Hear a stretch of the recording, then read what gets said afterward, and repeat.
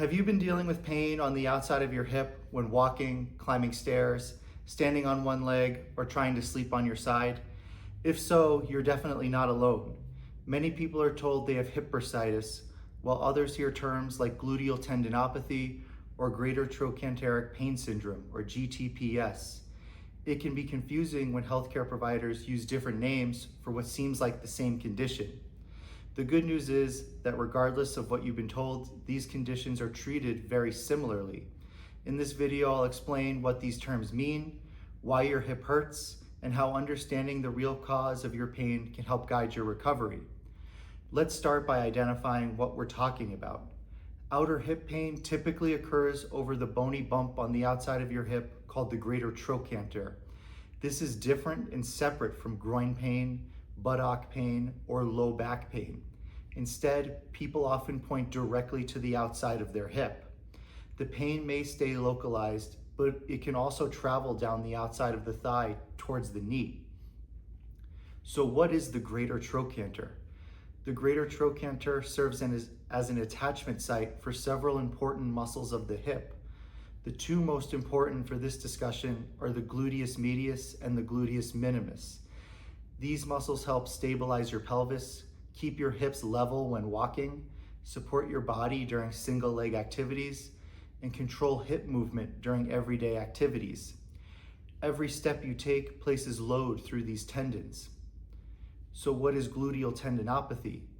One of the most common causes of persistent outer hip pain is called gluteal tendinopathy.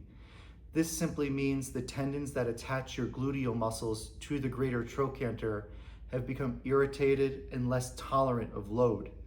Think of a tendon like a strong rope connecting a muscle to a bone. When healthy, that rope tolerates force extremely well.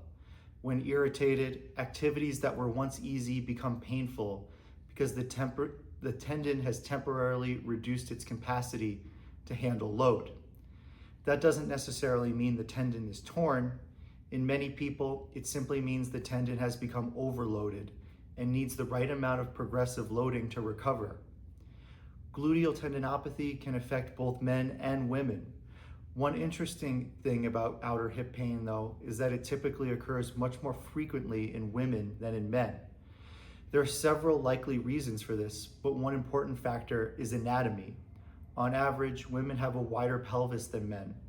This changes the angle at which the gluteal tendons approach and attach to the greater trochanter. These differences can increase both the tensile and compressive forces placed on the tendon during activities such as walking, climbing stairs, or standing on one leg. Hormonal influences, muscle strength, movement patterns, and age may also contribute, which is why gluteal tendinopathy is especially common in women over the age of 40. The important takeaway is that if you're a woman experiencing pain on the outside of your hip, you're far from alone. This is one of the most common causes of lateral hip pain that physical therapists treat. So what about hip bursitis? This is where things can get confusing for patients. Between the gluteal tendons and the greater trochanter sits a small fluid-filled sac called a bursa. Its job is to reduce friction between the tendons and the underlying bone as your hip moves. Historically, almost all pain on the outside of the hip was diagnosed as trochanteric bursitis, or simply hip bursitis. However, research over the past 2 decades has shown that many people with persistent outer hip pain have little or no isolated inflammation of the bursa. Instead, the gluteal tendons are often the primary structure involved. In fact, irritation of the gluteal tendons frequently occurs alongside irritation of the bursa. As the tendons become overloaded and painful, they can also increase compression and irritation of the nearby bursa. Because these structures sit directly next to one another, it's often difficult to determine exactly which tissue is responsible for a person's symptoms, and in many cases, both contribute to the pain. For this reason, many healthcare providers now use a broader term called greater trochanteric pain syndrome, or GTPS, rather than simply calling it bursitis. GTPS recognizes that pain around the greater trochanter may involve gluteal tendinopathy, hip bursitis, or a combination of both. Fortunately, the rehabilitation approach for these conditions is very similar. Pain develops when the amount of load placed on the gluteal tendons exceeds what they're currently able to tolerate. Common aggravating activities typically include walking long distances, climbing stairs, hiking, running, standing on one leg, getting up out of a car, getting up from low chairs, sleeping on the painful side, or really any activity that compresses the tendons along the bone. Certain positions such as crossing your legs, standing with your hip pushed out to one side, or sleeping directly on the painful hip can compress the gluteal tendons against the greater trochanter and increase irritation. Understanding these aggravating factors will become important as we discuss treatment throughout this series. Fortunately, most cases of outer hip pain improve without surgery.